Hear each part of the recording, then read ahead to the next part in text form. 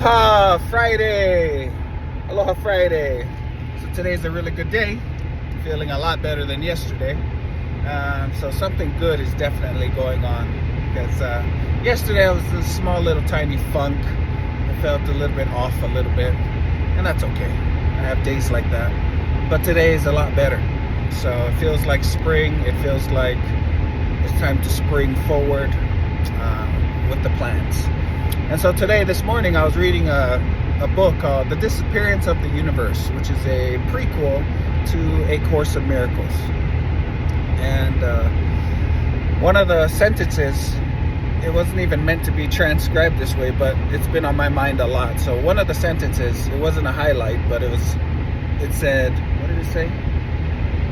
Create a trust for the Holy Spirit. Create a trust for the Holy Spirit. Create a trust for the Holy Spirit. And so for the layman's terms, that makes a lot of sense. You know, basic Christianity, basic, just everyone kind of catches that idea.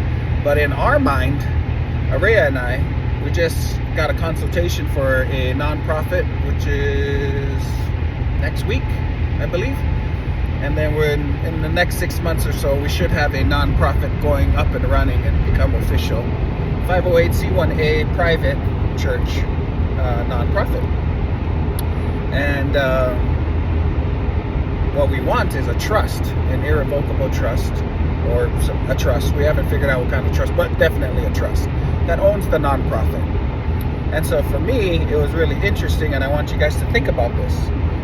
Now, half of our friends have nonprofits, which is cool, and that's fine. And most of them are 501c3s, public, which is fine, again, and there's pros and cons to that. And then very few of our friends, a small handful, have 508c1as, private, church, nonprofits, very few.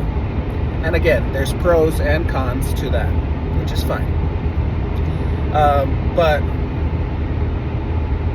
there's a small handful of our friends that have a trust. Irrevocable trust, revocable trust, family God trust, whatever. However you want to put it.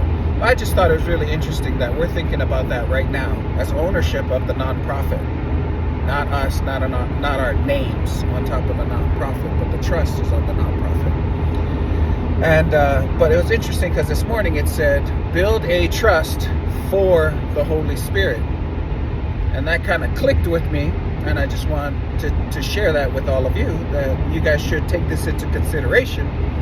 One, learning about how to build a family trust.